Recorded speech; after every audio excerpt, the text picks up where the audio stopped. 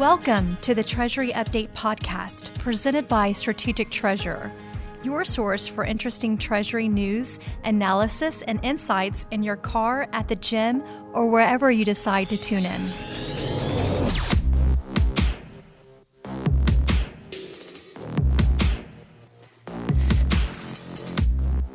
Changes in technology generally present opportunities for Treasury. Data is being generated at a rapidly increasing rate, resulting in challenges of access, analysis, and sharing. On this episode of the Seismic Shifts series, host Craig Jeffery talks with Tracy Kantrowitz, VP and Chief Marketing Officer at TreasuryXpress, to examine these challenges in light of Open Treasury, the ability to seamlessly connect systems and data. Listen into the discussion.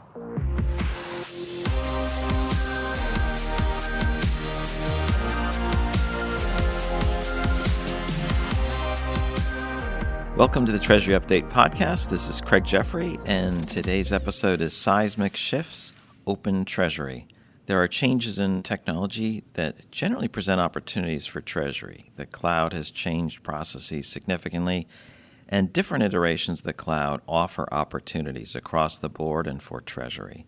Data is being generated at rapidly increasing rates, and this means three challenges: access, analysis, and sharing.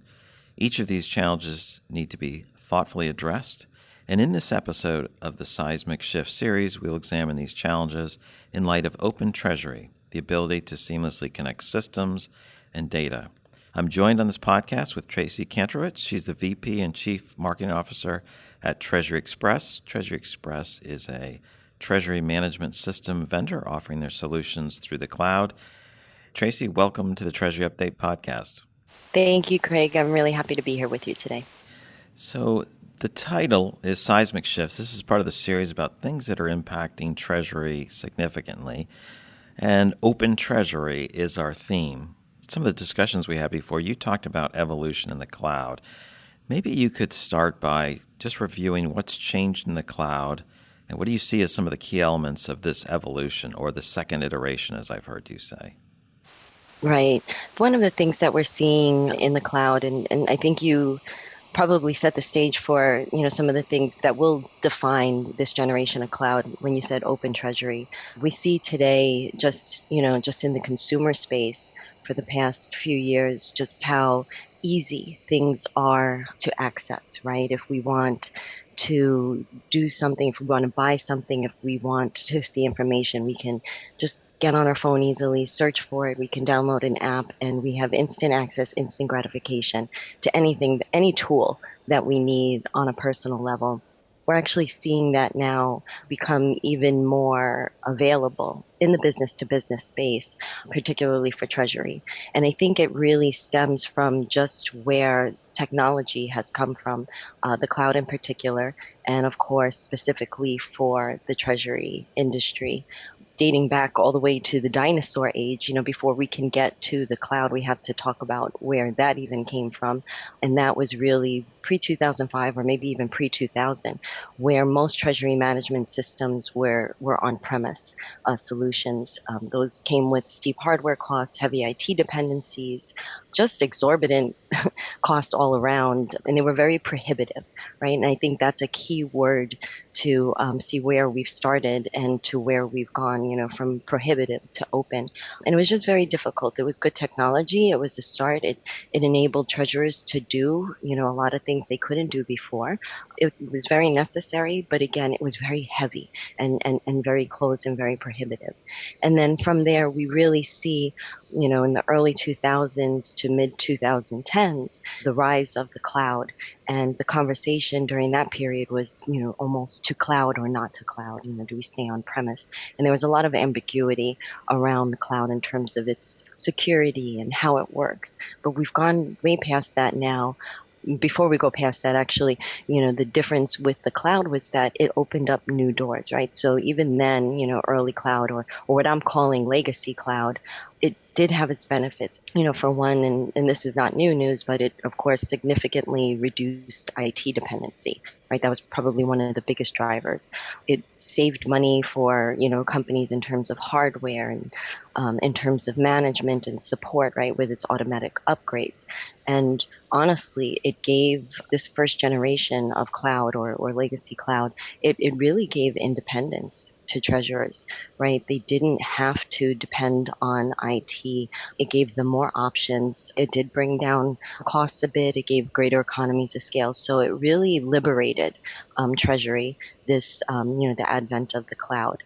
And while that was all wonderful to be able to achieve this for Treasury, now that it's been adopted, innovation doesn't come without some sort of repercussion, right? So now that cloud has been widely adopted, we've actually seen some changes, from a business perspective, right?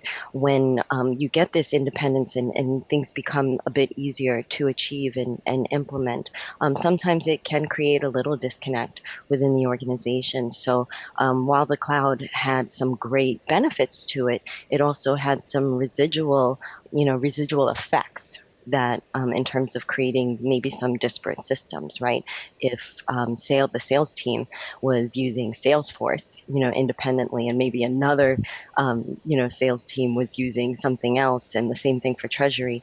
Maybe one Treasury department in one part of the world was using, a cloud solution, and maybe somewhere across the world they were using something else because they were so much easier to implement. It did create some, separation within the organization. And what we're seeing now is that companies are trying to remedy that, right? The adoption of the cloud has become more mainstream. So before, where cloud at the department level, at the business level, kind of sat outside the infrastructure for a company, we're seeing that the company overall, the enterprise infrastructures are now being built on the cloud. So the decisions now are, how do we add these business level solutions to be part of our infrastructure. The cloud has changed now, and the new generation is what we call the digital cloud. And that's really being able to create a more intelligent way to not only implement and get technology into the businesses, but it's also giving a more intelligent, a more open way of being able to bring the company together in terms of actual cooperation between the different systems in the organization, and also a more open and easier way to access and consume data, which I'm sure we'll get into a little bit later. And just overall, it's more flexible, it's more customizable, and in the end, it can be highly economic. So it's more of the open capabilities of being able to work with other solutions within the organization, and it's more open in terms of being able to create collaboration amongst teams, right, in terms of sharing data and things like that. Tracy, so thank you for that, explaining how the cloud is changing in a bunch of those different areas. But let me see if I can make sure I get some of the definitions right, because we talked about the first and second iteration. So you talked about the consumer ease of access and roughly how that's been bleeding over into the B2B space where the friction has decreased. And you also talked a little bit about the history, like in early 2000s when the TMS world and banking started to move much more of their processes on the cloud, the first wave. And then you also mentioned about the mid 2010s. Is that where I'm assuming your comments about that it's part of our infrastructure? Is that the second iteration, that it's become more mature, much more of the infrastructure organizations coming together, systems are being rationalized and connected, versus the first part, which is point by point, someone's moving something to the web? I just want to make sure I understand the first iteration and second iteration. Yeah, absolutely. The second iteration of the cloud is absolutely about being more cooperative. As I mentioned, one of the residual effects of the cloud was that the business units kind of started having their own, the different cloud solutions pop up. Oh, we don't need IT.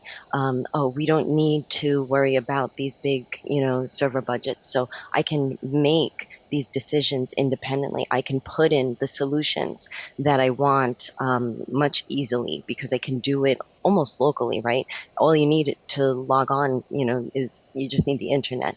The cloud solutions in the first generation, they were a lot more accessible, and they gave business units, particularly Treasury, a lot more independence. They were able to almost make decisions. While that's not always the case, it was easier for them to make decisions on what technology they wanted to install, what solutions they wanted to use, because they could do it in their department level. It didn't need many times to talk to some of the other solutions. They could kind of, this is cloud. It's not bothering anybody. I have this is instant access. I like that. This is cloud. It's not bothering anybody. It's doing this one function. Now it's got to grow up. Yeah. I'm not bothering anybody. I can install it, use it, and be happy. And that's it. I'm not taking resources from anyone. So we saw a lot of that, right? And while that, with that old Stan Lee saying, with great power comes great responsibility. They had this great power where they could use what they wanted to use, but then it did also start creating a situation of disparate systems, right? So everybody, was kind of using their own solution. It was okay, but now the enterprise, they're working on their digital strategies. They're working on their cloud strategies. Most companies, with the advent of Amazon Web Services and things like Microsoft Azure, companies are building their infrastructure in the cloud. So now they're looking for a way to use cloud technology, but bring the company back together again. Companies use more technology now, right? So there's going to be just niche solutions within the business units. But now the challenge is, how can we still have the innovative tools that we need and the right tools for the right department, and still let them talk to each other, still let them access each other. And that's where the now generation, right, of the digital cloud comes in. It's all about embracing the potential of the cloud, but really making it more cooperative and collaborative. So for instance, the digital cloud is open to work with all sources of innovation, right? And we'll use the API as an example, right? The API gives companies a way to easily and quickly integrate all of the financial and business processing applications that may be used in the organization, right? So from a time perspective example, right, where companies would have to create custom connections through web services, and it could take, a month to do all the work. If you're using an API, you can almost use that as a plug, right? It can almost take maybe a day. If the API exists, you can cut down almost a month's worth of work to integrate these systems, whereas a custom connection may take, a month, a few weeks. Because these protocols are, they're more standard ways, it puts a little bit more security and more control, aside from the speed of connection.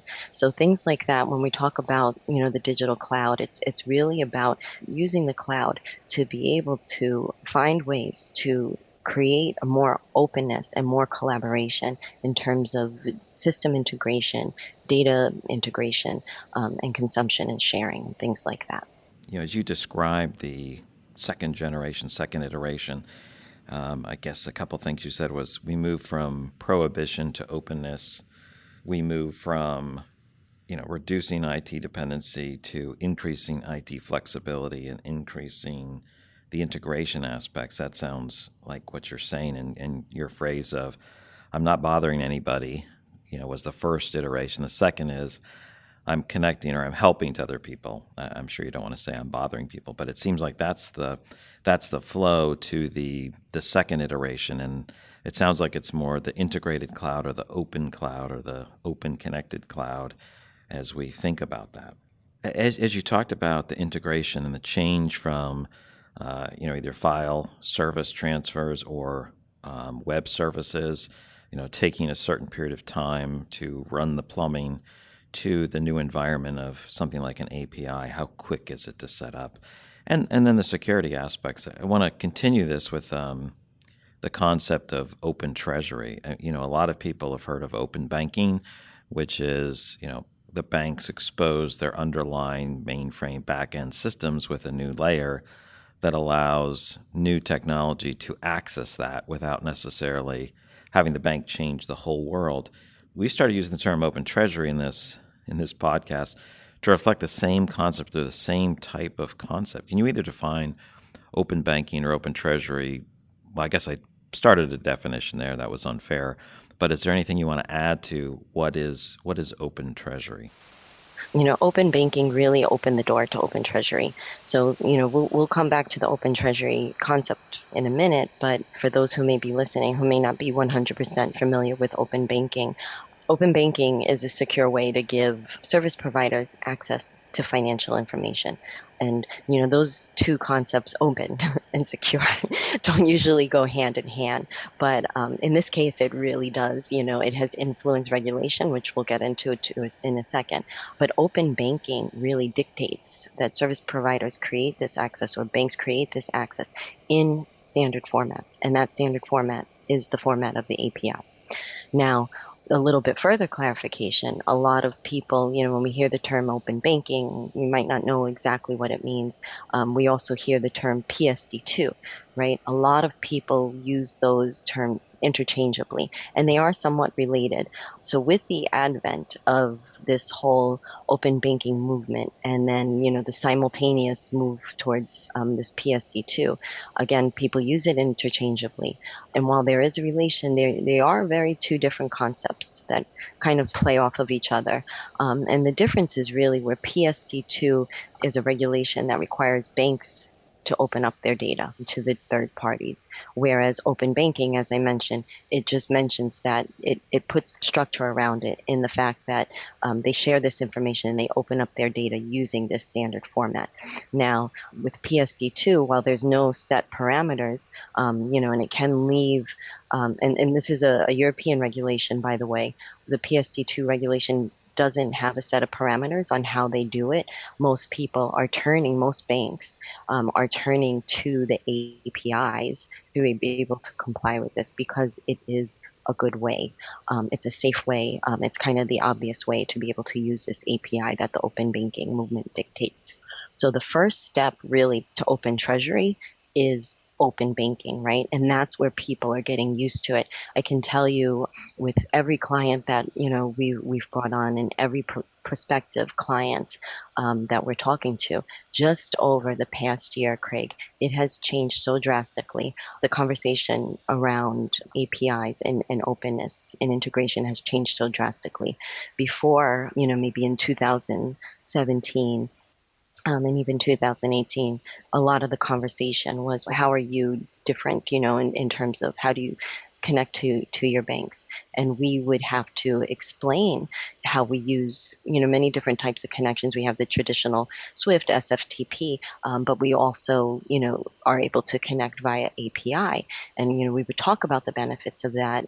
And we really had to educate on what an API was and how it's used for bank connectivity or for connectivity to the different ERP systems or, the different FX data providers. So it was a conversation of education. Now, everyone we speak to in the past year is, tell me what you're doing with APIs. How can you make this easy for me? And it really, the conversation has changed, and that open banking movement, was really the first step to Open Treasury, right? So again, looking at the evolution, of the cloud, right? The first step towards Open Treasury was, okay, let's make these bank connections easier.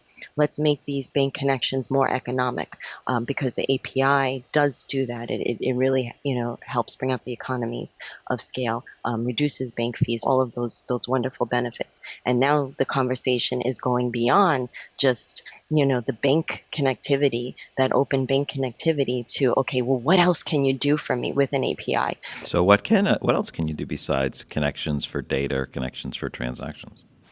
It's moving. The second question that we're getting now is, can you build me an API to get to my ERP system? Corporate Treasury is really starting to see the benefits of, hey, if this can work with my bank, what else can I integrate with it? Can I integrate easily to my general ledger? Can I integrate easily to my ERP? What else do you have in your bag? Do you have any other APIs that you've built? So it's really opening the conversation of possibilities, right? But it's also really opening the doors, because these are things that we're putting into practical advice. When we see what we have traditionally, has been the experience for the industry in terms of implementations, right? We know that a lot of treasurers, they kind of, they're tired before they start, when they know that they have to put in a TMS system because they want the benefits of automation, but just the projects, the thought of the projects can be so daunting, because it takes a long time. The bank connectivity takes a long time, getting it to talk with your other systems takes forever. So we're starting now to see, not just the benefits of cost savings from a bank connectivity perspective, but we're seeing that things like the API and these different methods can actually improve the implementation experience, right? That's probably, phase two now of Open Treasury. Okay, we opened it up for bank connectivity. Now we're opening it up even more to make the implementation a lot more frictionless, right? The systems should be talking to each other. We'll be able to cut down time because, every system that you need to connect to, we can do it a little bit more easy. It's not 100% frictionless yet, but there are definitely some significant time savings. And then phase three of open banking, it really is, how can we continue to advance? How can we continue to scale? Right? It's almost as if, this concept of open treasury and being able to use things like APIs takes the handcuffs off the vendors, right? So while there's great opportunity for the treasurers now and the things that they're able to access and achieve more quickly, it really is a very exciting time for vendors as well in terms of opening up the opportunities. I see this, with treasurers becoming more comfortable with the concept because of the whole open banking movement. Like I said, the conversation is now, what else can you do for me? And I liken it to a chef that gets to cook and serve a table with a table of 10 that has no gluten intolerances, no allergies, no dietary restrictions. If the treasurers now that we're talking to, they're excited, they're like, okay, I'm with it. I get the APIs. What else can you do for me? That opens up, really the channels of innovation for the vendors in that, it goes beyond just the initial connectivity. It goes beyond the implementations, so that we can start to build ecosystems, right, of different capabilities with different partners that will be able to deliver more quickly to Treasury teams. We'll be able to allow them to add on new capabilities a lot more quickly and scale more easily as our innovation, and our new features roll out. So Open Treasury, or the integrated cloud, the second iteration, you gave a couple examples there. One was the ability to connect rapidly. You also mentioned speed of implementation, how that's changing things. And a couple of integration items that I heard was obviously bank balances. But you also mentioned things like integrating into the ERP, which could be for forecasts, could be for sending accounting entries over, could it be pulling payments? All of those are part of the connectivity that you're seeing? Absolutely. People want to pull in, maybe they have the historical balances somewhere. They want to look at their forecasts, their general ledgers. Yes, all of those things that you mentioned. That's certainly, a lot of the data that we're seeing. So Tracy, as we think about data and how people use more data, I just want to mention 2 points that most people are familiar with. One is Moore's Law, where the cost to process data cuts in half. Our ability to process data at the same cost doubles about every 18 months. The amount of data we have grows at 40% per year, which is a doubling every 2 years or 24 months. So our processing capacity grows, doubles in 18 months, and the amount of data we have doubles every 24 months. So what do you have some examples of using more data, or using it more thoughtfully, or factoring it into the mind of the Treasury group? Like you said, there is a lot more data. There's just a lot more data being generated for the past few years, with the advent of the Internet of Things. I think, aside from the stats that you gave, I think Forbes did a big data study, I think last year, where we're generating, just in general, 2.5 quintillion bytes of data each day.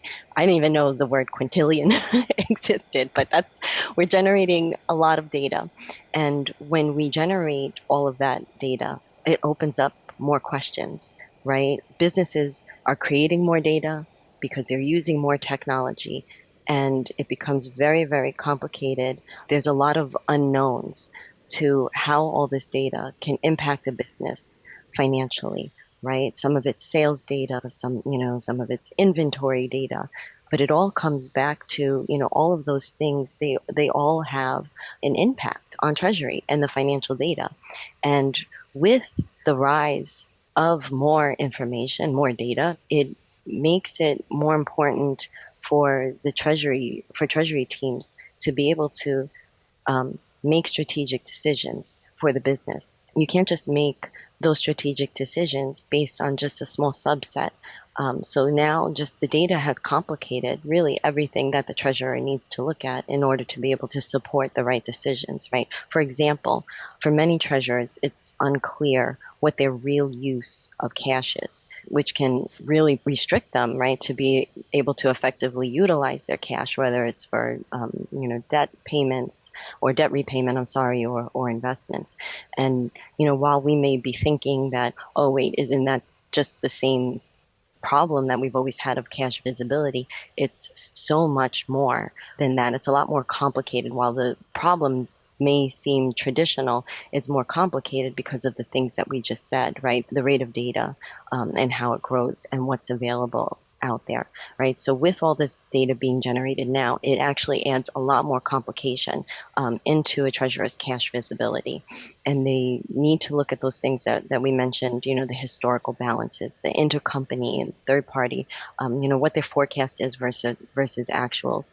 And the more data they need access to, the more complicated it can be, for them to come up with make the right financial decisions, to be able to reconcile their transactions. It's a volume impact that's affecting traditional treasury issues, right? Treasury challenges. So that's where Open Treasury and the digital cloud becomes even more critical, because there's so many more channels of data coming to a business.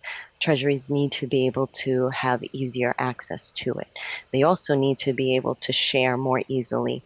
That's why we're also seeing a lot more need, where before people would need, they would be happy with their reports and things like that. But, we know that business intelligence and data visualization and dashboards and things have become, a lot more important to treasurers as well. Another area, and probably a less dramatic area, is really around bank spend, right? So for many treasurers, the cost of banking, the true cost of banking, is often unknown to them. There's complexities in their structure, right? There's just trying to understand, where their money is going in terms of bank fees. Simple as being able to have a repository of what the bank fees are, recording what these charges are. It's been very difficult to compile all together, and then it's become even more difficult to analyze whether they're paying too much, or analyze if they've been charged correctly and things like that. And I can say this is also another area where we have, in almost every conversation with clients, with prospective clients, they're all asking about what we can do or what is out there to help them analyze their bank fees. So, while it may not be such a sexy piece of data, this really is a tremendous data need in terms of being able to efficiently analyze their statements against the transactions and just really help them gain better visibility so that they can focus on where they may be paying the highest costs, right? Or, where their biggest share of wallet is. And that data is key to be able to, one, make sure that they're not paying more than they need to be. If there's a need for them to renegotiate bank fees, or perhaps they're looking at their banking structure and, looking to build a business case to change things up a little bit, and just diversify or change their banking relationships. Sure. So this idea of it's more complex, is this in the past, we had partial information. It was simpler. You can only analyze what you can get. And so when you have partial, you're making more estimates. Now that we have more information, the challenge is we have to both access that data and analyze it. And we need to leverage the power of Open Treasury, the power of tech to help get there. Yes, that's absolutely correct. I like it. Yeah, we've talked about it. Yeah, I think we changed from we didn't have information to we have a glut of information, and that does change everything. Now, Tracy, I've loved your points. It's been great, and I didn't know if there's any final thoughts you had in this idea of Open Treasury, the second iteration. Any final thoughts you wanted to leave with the audience? I think what I'd like to leave the audience with is that we're living in an age of opportunity for Treasury. A lot of times when we are at the tipping point, when treasurers are at the tipping point and they want to make a change in their system or they need to get off spreadsheets, it can be a little bit overwhelming because people are used to working the way that they know how to work. And often they're looking for tools and solutions that can make things a little bit more efficient to them, but they're, are also very comfortable to them. I'd like to really get the message out that this is a time of possibility for Treasury. So anything that you would have liked to do, or, if there's ever been a moment in your day and say, oh, it'd be great if I could do this way, it'd be great if I could see this, know that this is the time where that could be possible because technology is just becoming more easy. It's providing more convenient experiences to be able to get your job done. Take this opportunity to challenge your existing partners or to really explore new opportunities, like I mentioned before, with their potential partners, because it's just, a time of innovation. Open Treasury can really change how teams can interact and work together. So this generation, today's TMS, today's digital cloud is really about smartly enabling Treasury teams to be more integrated with the rest of their organization and to be able to allow them to more nimbly support financial strategies. Excellent point. Awesome. And thanks for joining me on this version of the Treasury Update podcast. Thanks for having me, Craig. This has been a great conversation. You've reached the end of another episode of the Treasury Update podcast. Be sure to follow Strategic Treasurer on LinkedIn. Just search for Strategic Treasurer. This podcast is provided for informational purposes only, and statements made by Strategic Treasurer LLC on this podcast are not intended as legal, business, consulting, or tax advice. For more information, visit and bookmark strategictreasurer.com.